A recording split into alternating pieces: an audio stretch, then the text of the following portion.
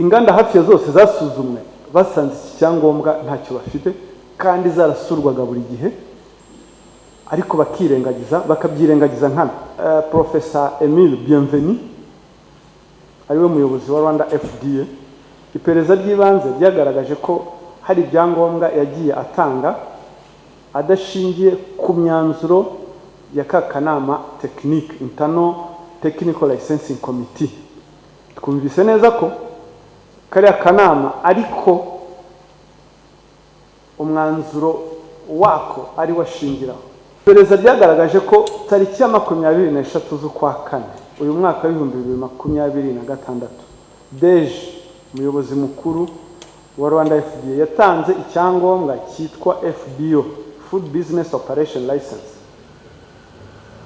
Hano ndayango mwibuke ko ihabwa iyi FBO ihabwa umuntu wujuje byangombwa bitatu bya mbere. Ntabwo ugomba gusimbuka icya mbere, icya kabiri, icya gatatu ngo umuhe icya kane. Kugira ngo twongeye guhura nyuma y'igihe gitoya, ni nyuma y'uko hafashwe icyemezo cyo gufunga zimwe mu nganda zakoraga ibinyobwa bisembuye bitujuje ubuziranenge. Hafashwe abantu batandukanye mu bice bitandukanye by'igihugu. Kugeza uyu munsi wa none hari hamaze gufatwa abantu 104 bagize uruhare muri ibi ibikorwa byo gucuruza no gukwirakwiza izi nzoga zitujuje ubuziranenge. Dosiye 97 zamaze koherezwa mu bushinjacyaha.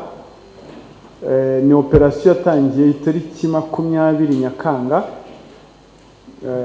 na n'ubu ikaba igikomeje. Ubu rero ngira ngo iyo operasiyo yakozwe hagambiriwe cyangwa se hagamijwe kugira ngo ubuzima bw'Abanyarwanda bubungabungwe, cyane cyane ubuzima bw'urubyiruko, kuko ari rwo rugaragaraga muri ibikorwa byo kunywa izi nzoga zituje ubuziranenge. Muzi ingaruka byateje: abantu bapfuye, abahumye, abakirwaye, n'ingaruka nyinshi zitandukanye ziri mu ngeri zose: amakimbirane yo mu ngo, abantu kurwana, ubwicanyi, byose bifite aho bishingiye kuri biriya ibinyobwa. Abantu twerekanye ni 18.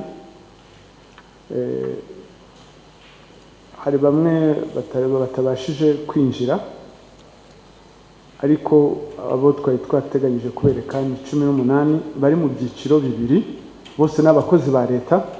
Ariko noneho abakozi ba leta mu byiciro bitandukanye. Mu batanga ibyangombwa mwabonye abo muri Rwanda FDA no muri RSSB nabo twita ba gitifu, abanyamabanga nshingwabikorwa b'umurenge n'utugari. Muri Rwanda FDA ni abantu 10 bakurikiranywe, harimo n'umuyobozi mukuru wa Rwanda FDA Director General ariwe Professor Emile Bienvenu. Hakaba na Dr. Nyirimigabo Eric, umuyobozi w'ishami ry'ibiribwa mu rwego rw'igihugu rushinzwe ibiribwa n'imiti, aribo bita ngo Head of Food Department, na Dr. Nyamwasa, umuyobozi w'ishami nawe ry'ubugenzuzi muri urwo rwego rwa Rwanda FDA, akaba ari Division Manager ushinzwe ubugenzuzi. Hakaba na Mahoro Christian, akaba position ye ari Food Establishing Licensing Specialist, ni inzobere mu gutanga impushya ku bigo bikora ibikorwa by'ibiribwa. Uwa gatanu ni Muhimpundu Alice, akaba ari inzobere mu bugenzuzi bw'ububiko n'ahacururizwa ibiribwa, Food Store and Outlet Inspection Specialist muri Rwanda FDA. Kangabe Benita, inzobere mu ikoranabuhanga ry'ibiribwa n'ubugenzuzi, Food Technology and Inspection Specialist muri Rwanda FDA. Uwamahoro Elizabeth, inzobere mu mutekano w'ibiribwa no gukurikirana imikoreshereze y'umutekano wabyo, Food Safety and Surveillance Specialist muri Rwanda FDA. Nigena Claudine, inzobere mu bugenzuzi bw'ububiko n'acururizwa ibiribwa, Food Store and Outlet Inspection Specialist. Ndayishima Rwabukumba Patrick, nawe ni inzobere mu gukurikirana imiti y'abantu nyuma yo kujya ku isoko. Uwa 10 ni Nizeyimana Janvier, inzobere mu by'ubwubatsi bw'inganda zitunganya ibiribwa, Food Plant Principal Engineer muri Rwanda FDA. Naho muri Rwanda Standard Board ariyo izwi nka RSB harimo Mporanzi Samuel, umuyobozi w'ishami rishinzwe gutanga impamyabushobozi z'ubuziranenge ku rwego rw'igihugu, Division Manager National Certification muri RSB.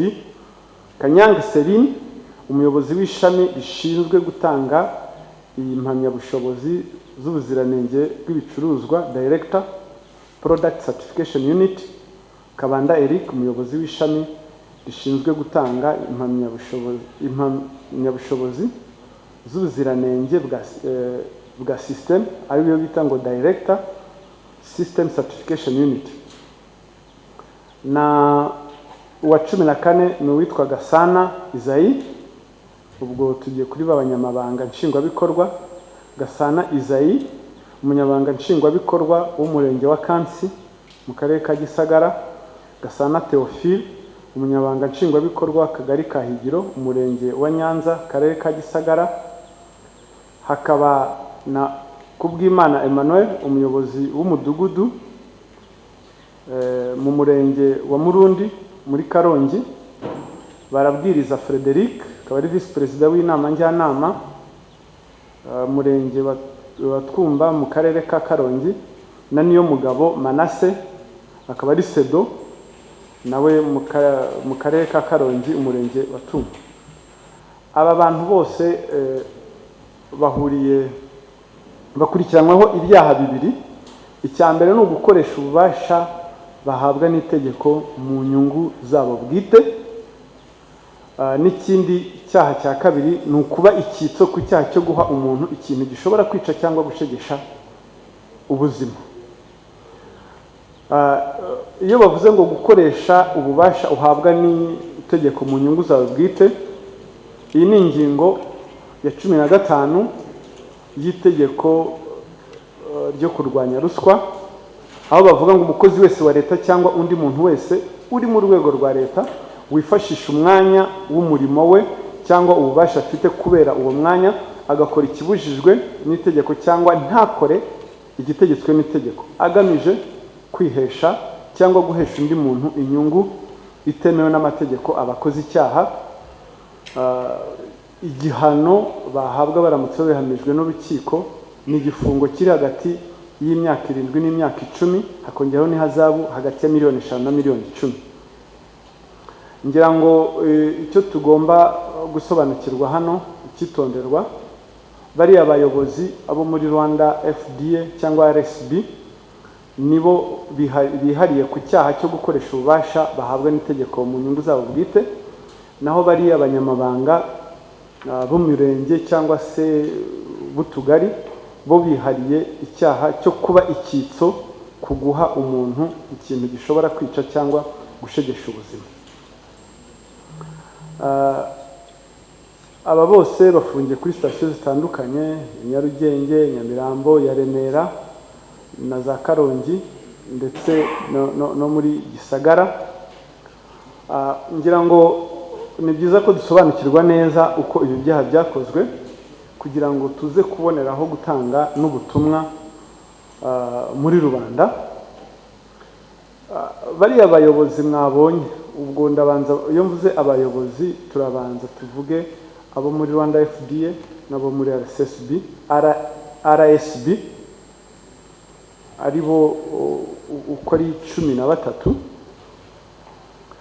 Bari bashinzwe gutanga ibyangombwa mu nganda kugira ngo uruganda rugere ku gicuruzwa runaka, bihera ku byo bita bo barasaba bagasurwa kugera ku nzu kugera naho igicuruzwa kigomba kujya ku isoko kigomba kuba cyemewe cyaha burenganzira kuko cyujuje ubuziranenge.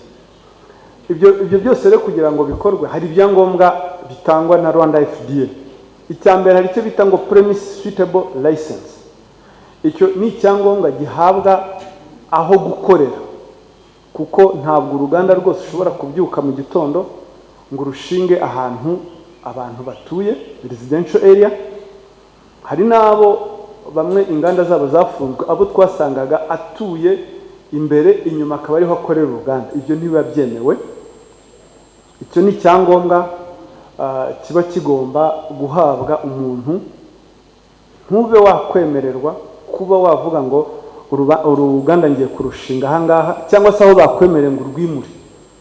Hari aberekanaga aho uruganda ngo bagiye kurushinga, inzu bakayisuzuma agahabwa ibyangombwa, nyuma y'iminsi ngaha akimuka akajya ahandi. Ibyo ntibiba byemewe.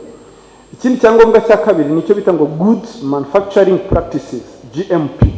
Ni cyangombwa kigaragaza inzira yose igicuruzwa gicamo, ari byo bita ngo production process, kugeza kigeze ku isoko gisohotse mu ruganda.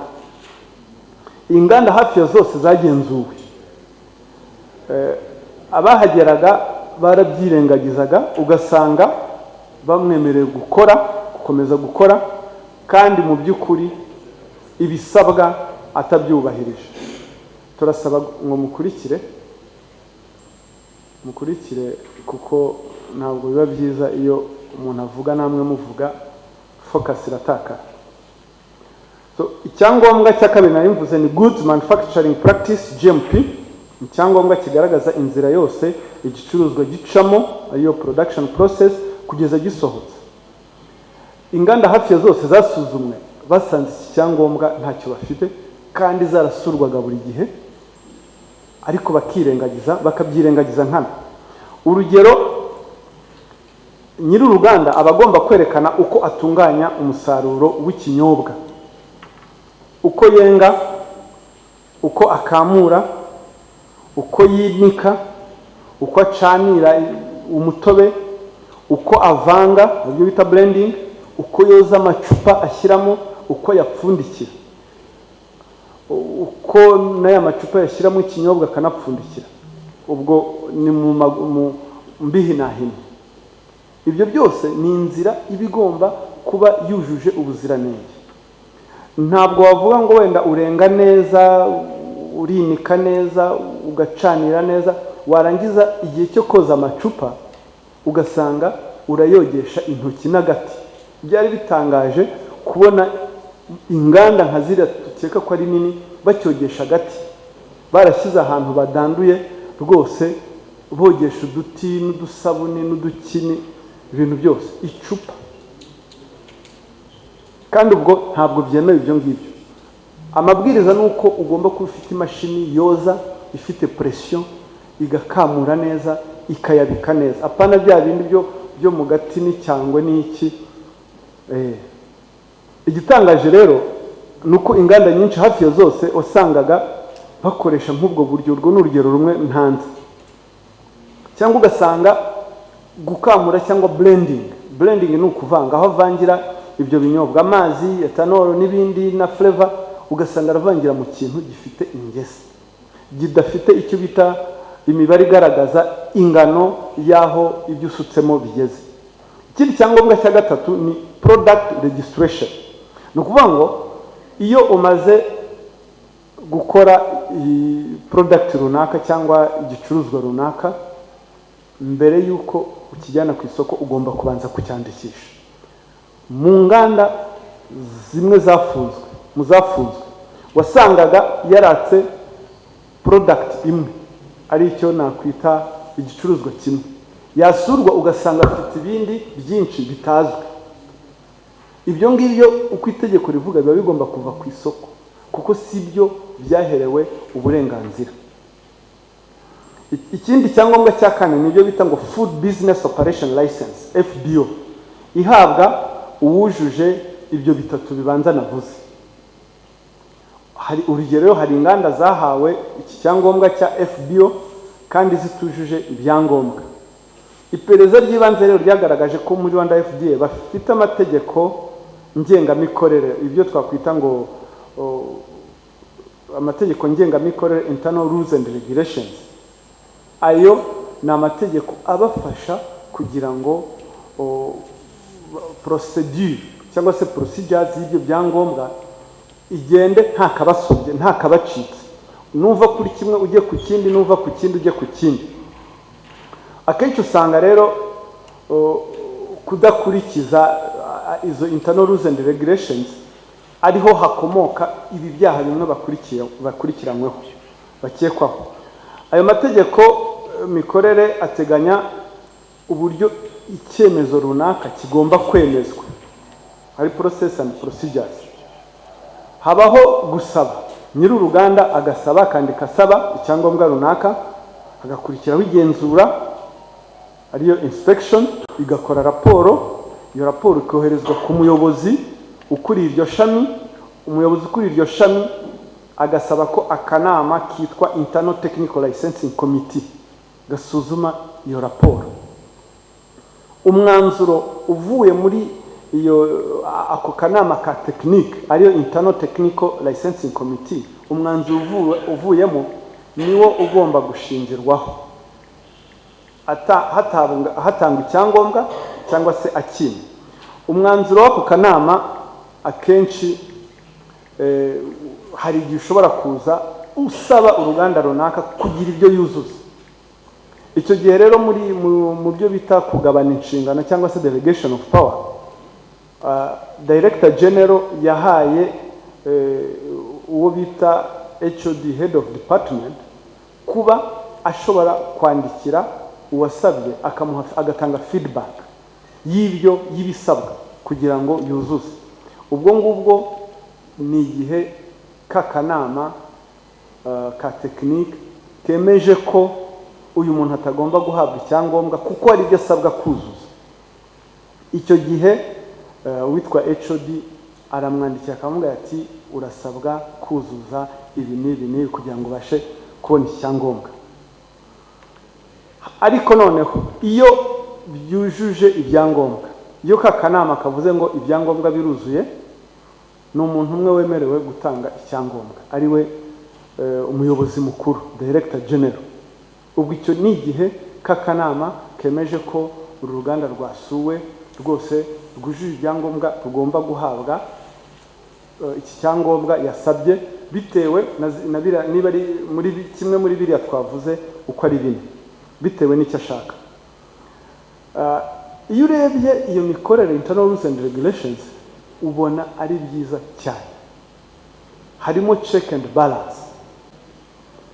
Ariko noneho ko bimeze gutyo, turibaza impamvu ibiyo tubona twabibonye, ko twumva procedure imeze neza, niki cyabaye ngo tugire inganda zingana kuriya zitujuje ibyangombwa.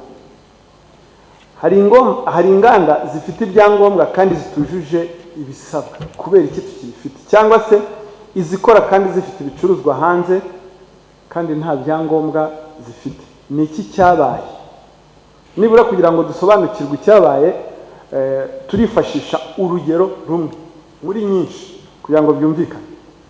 Urugero rwa mbere, Professor Emile Bienvenu ariwe muyobozi wa Rwanda FDA, iperereza ry'ibanze ryagaragaje ko hari ibyangombwa yagiye atanga adashingiye ku myanzuro ya kakanama technique, Internal Technical Licensing Committee.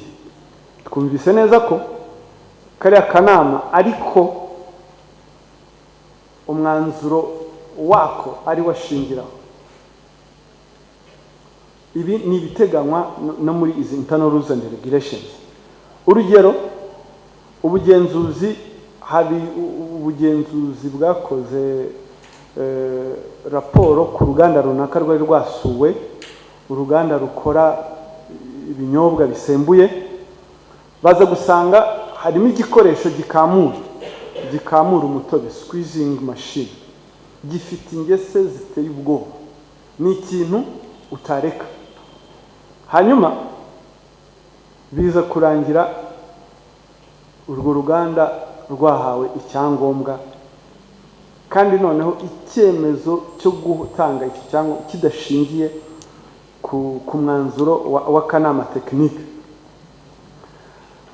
Iperereza ryagaragaje ko tariki ya 23 z'ukwa kane uyu mwaka w'2026 Deje umuyobozi mukuru wa Rwanda FDA yatanze icyangombwa cyitwa FBO, Food Business Operation License.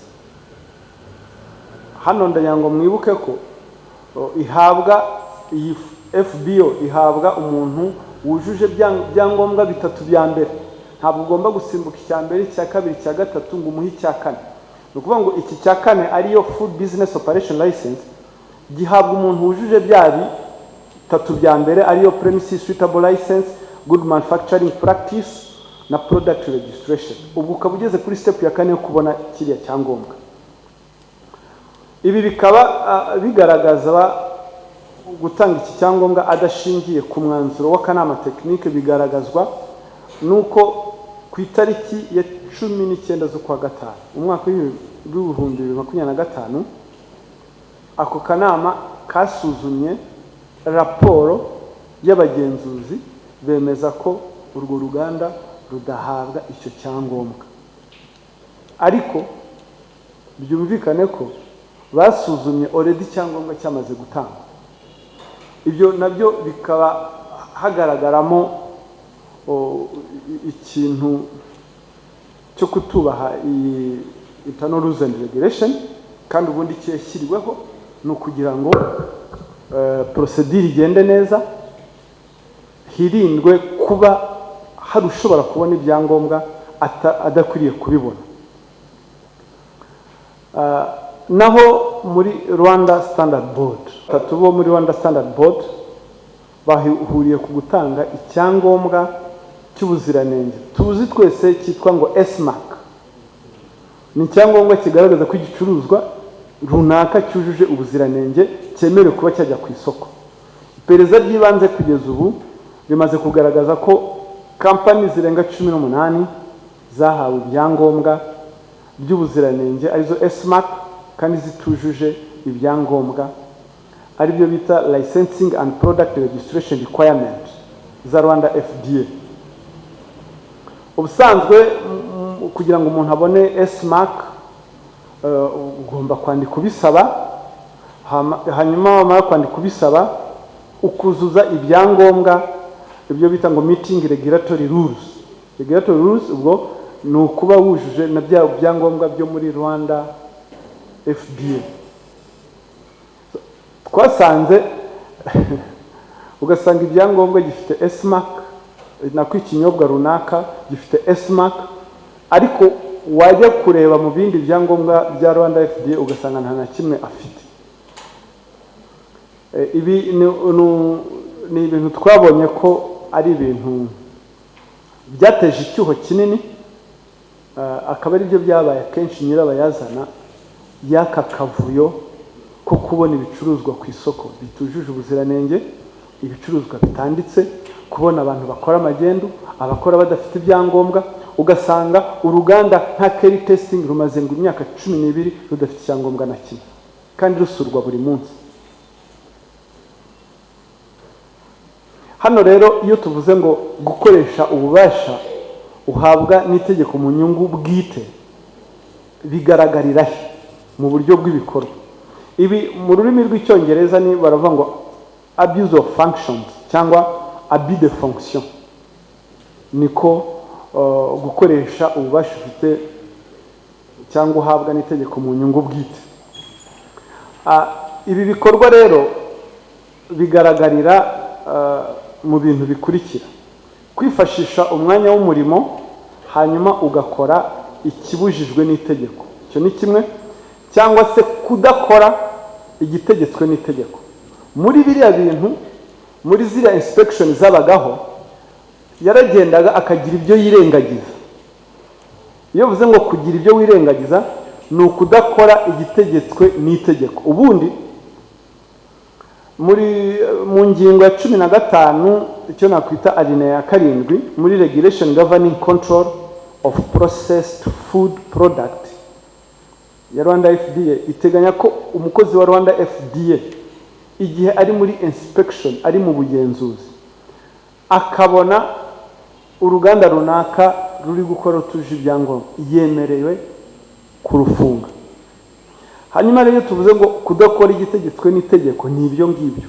Kubona uruganda runaka rutuje ibyangombwa ukabyirengagiza. Noneho ikindi kigaragaza gukoresha ububasha uhabwa n'itegeko mu nyungu bwite, ntabwo ari inyungu bwite zawe, hari no za nyungu kuba wazihesha uwundi. No guhesha undi muntu inyungu itemewe n'amategeko. Aho tubibonera, aho ziriya nganda zose zafunzwe, zarakoze zirunguka, zinjiza amafaranga kandi zidafite ibyangombwa. No kuvuga ngo biriya bigo bishinzwe gutanga ibyangombwa byishijisho, byirengagiza nkana, bihesha inyungu abantu batari bakwiriye kubona.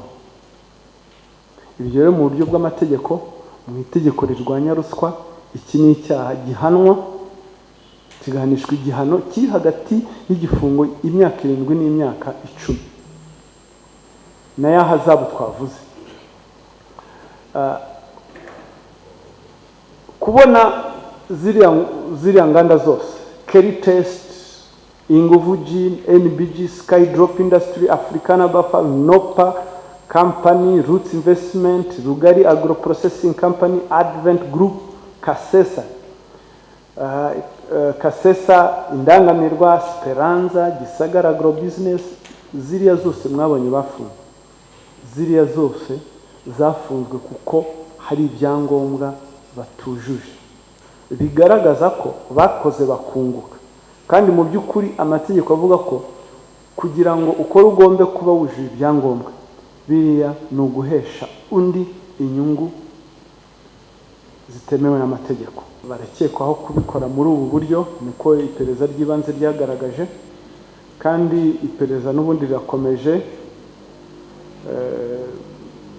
Uwo bizagaragaraho wese kuba yaragize uruhare muri ibi bikorwa, uwo ari wese, amategeko avuga ko agomba gukurikiranwa.